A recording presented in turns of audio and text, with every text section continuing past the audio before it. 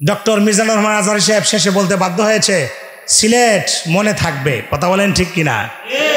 সিলেট মনে থাকবে। গত কয়েকদিন আগে দেখলাম সিলেটে ডক্টর মিজানুর রহমান আজহারী সাহেব একটি মাহফিলে বয়ান করছিলেন, কিন্তু আজহারী সাহেবের ভালোবাসায় লক্ষ লক্ষ লোক সমবেত হয়েছে, ভালোবাসা আসছে। কথা বলেন ঠিক কিনা? কিন্তু আমি একটি বিষয় হতাশ হয়েছি, আশ্চর্য হয়েছি, তুমি কেমন ভালোবাসো? আজহারী সাহেব বারবার বলছে আপনারা থামেন, আপনারা বসেন, বিশৃঙ্খলা করবেন না। তাহলে আমি কেমন ভালোবাসি? যাকে ভালোবাসি তার কথা আমি মানছি না। কথা বলেন ঠিক কিনা? মিজানুর রহমান আজহারীকে ভালোবাসেন, তার জন্য লক্ষ লক্ষ লোক টাকা খরচ করে আসলেন, আর উনি বলছেন একটু বসেন, একটু বসেন। ডক্টর মিজানুর রহমান আজহারী সাহেব শেষে বলতে বাধ্য হয়েছে, সিলেট মনে থাকবে। কথা বলেন ঠিক কিনা? সিলেট মনে থাকবে।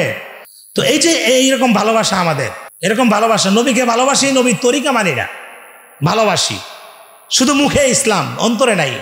তো ওনার জন্য আপনারা এত নিবেদিত, এত কষ্ট করে টাকা খরচ করে এসেছেন, উনি একটি কথা বললো যে আপনারা শান্ত ভয়ে বসেন, এটা বসতে পারলেন না, এই ভালোবাসার দাম কি? উনি কোরআনের কথা বলছেন, উনি তো বলতে পারে নাই, আলোচনাটা সুন্দরভাবে শেষও করতে পারে নাই। তো কাজে এই সমস্ত বিষয় থেকে আমাদেরকে সরে আসতে হবে। কথা বলেন ঠিক কিনা? ঠিক কিনা? আমরা ডক্টর মিজানুর রহমান আজহারী হোক, আল্লামা মাহমুদ হোক, আল্লামা আহমদ শফি হোক, যারা ছিলেন, যারা আছেন, যে আলেমেই হোক, যেই হোক, আমরা ভালোবাসবো কার জন্য বলেন? আল্লাহর জন্য। এই আল্লাহর জন্য যদি ভালোবাসা হয়, আল্লাহ রাসূল বলছেন, ওয়ারাজুলান তাহাব্বা ফিল্লাহ ইজতামা আলাইহি ওয়া তাফাররাকা আলাইহি। দুই মুসলমান একজন আর একজনকে যখন আল্লাহর জন্য ভালোবাসে, দুইজন আলাদা হওয়ার আগেই আল্লাহ পাক তাদের জীবনের সব গুনাহগুলি মাফ করে দেয়।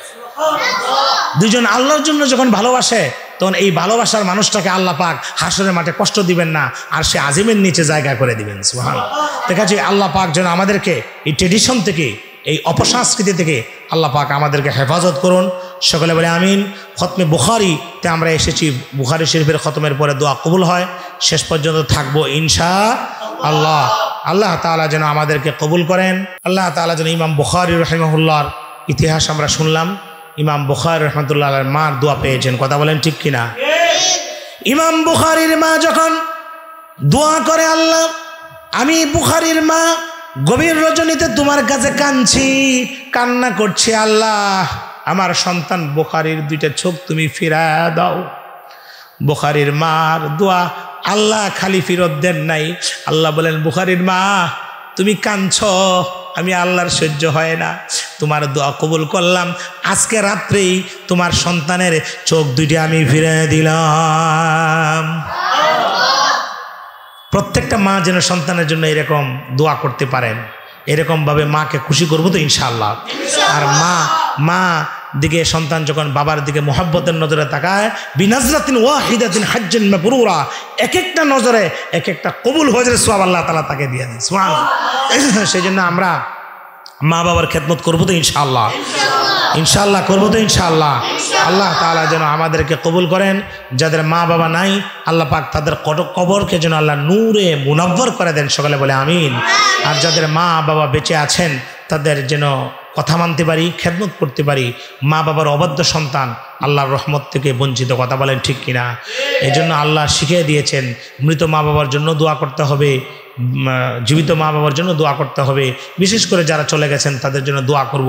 আল্লাহ শিখিয়ে দিয়েছেন, বলেন রব্বিরহামহুমা কামা রব্বায়ানি সগীরা, রব্বিরহামহুমা কামা রব্বায়ানি সগীরা। হে আল্লাহ, আমার মা আমার বাবা ছোট সময়ে আমাকে যেমনভাবে প্রতিপালন করেছেন, আল্লাহ আমি তার সন্তান হয়ে মা বাবার জন্য দোয়া করি। যে মা জীবিত থাকতে, যে বাবা জীবিত থাকতে সন্তানের জন্য দোয়া করেছেন, রব্বানা হাব লানা মিন আজওয়াজিনা ওয়া যুররিয়াতিনা কুররাতা আয়ুনি ওয়াজআলনা লিল মুত্তাকিনা ইমামা। যে বাবা জীবিত থাকতে দোয়া করছেন, আল্লাহ আমি আমার সন্তানের জন্য দোয়া করি, বিবির জন্য দোয়া করি, এমনভাবে তুমি আল্লাহওয়ালা বানায় দাও চোখ যেন শীতল হয়ে যায়। সেই মা বাবা ইন্তেকালের পরে সন্তান যখন নামাজের পরে দোয়া করে, রব্বির হামহুমা কামা রাব্বায়ানি সগীরা। তখন আল্লাহ সন্তানের, এতিম সন্তানের দোয়া আল্লাহ খালি ফিরত দেন না। আল্লাহ পাক যেন প্রত্যেকের মা বাবাকে জান্নাতের অধিবাসী করে দেয়, আমিন। ওয়া আখিরু দাওয়ানা আনিল হামদুলিল্লাহি রাব্বিল আলামিন। আসসালামু আলাইকুম ওয়া রাহমাতুল্লাহি ওয়া বারাকাতুহু।